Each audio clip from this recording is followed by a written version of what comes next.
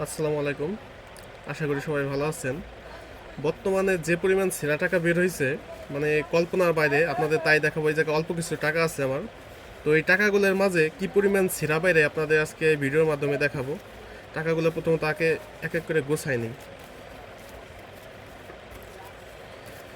আমি যতদূর শুনেছি যে আগে নাকি প্রতি বছর টাকা ছাপা হইতো, তো আমাদের দেশে এবার সরকার চলে যাওয়ার পর এরপর নাকি বলে নতুন টাকা আর ওইভাবে ছাপা হয় নাই, যার জন্য আর কি টাকাগুলো অতিমাত্রায় এইভাবে ছেঁড়া। যদি এইভাবে চলতে থাকে, একটা তো পুরোপুরি দুই খণ্ড হয়ে গেছে, দেখেন অবস্থা। আচ্ছা, টাকাগুলো এক এক করে আমি গুছাই নিতেছি। এই যে বাকি অংশ।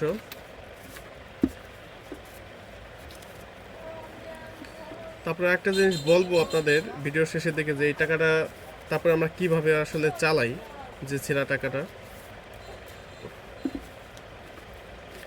তারপরে একটা প্রশ্ন থাকতে পারে যে এই টাকা কেন রাখি। আসলে বিষয় হচ্ছে যে সবার কাছ থেকে তো ছেঁড়া টাকা রাখি না।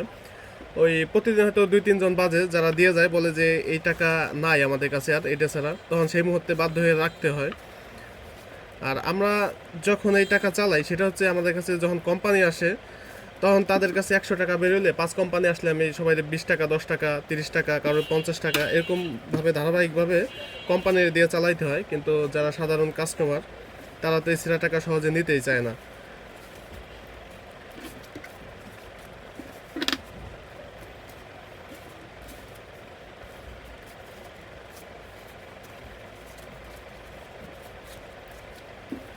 টাকার অবস্থা একেবারে নাজেহাল অবস্থা হয়ে গেছে।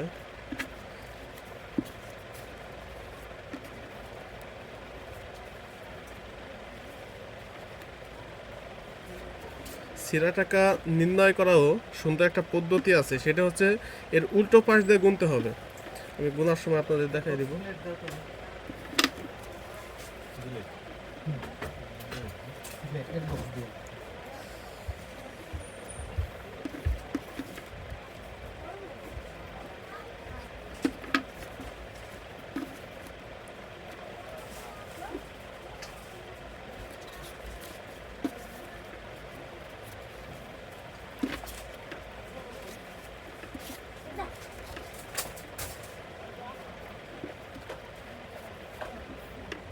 এখন হচ্ছে আমি উল্টো পাশ থেকে গোনা শুরু করব, কারণ এই পাশ থেকে গোনা শুরু করলে দেখা যাবে হচ্ছে ছেঁড়া টাকাটা।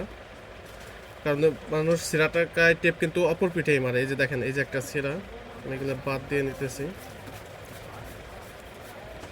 এই যে আর একটা ছেঁড়া। কিছু টাকা আছে আবার এগুলো আংশিক ছেঁড়া হলে সেগুলো চালানো যায় সহজে, আর কিছু আছে যে মোটেও চলে না, সেগুলো চালাইতে আমাদের হার্ড হয়ে যায়। যেমন এই যে একটা টাকা, এই যে কতখানি টেপ মারা।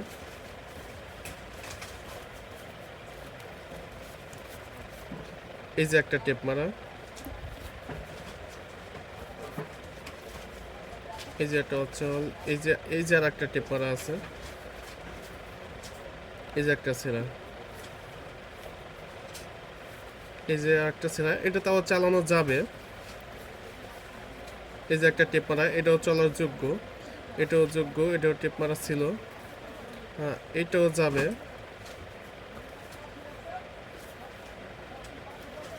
এটাও যায়।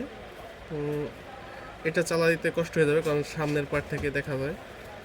আচ্ছা, এইটা চালানো যাবে। এটা চালানো কষ্ট হবে। এইটাও, এটা চালানো যাবে। তো এই টাকা কটা হচ্ছে ফ্রেশ। আর এই বাকিগুলা,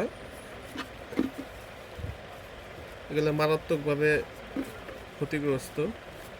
এগুলো হচ্ছে যখন কোম্পানি আসবে তখন কোম্পানিকে দিয়ে দিতে হবে। কোম্পানি মালে যখন অর্ডার থাকে, কোম্পানি বিল মেটানোর সময়।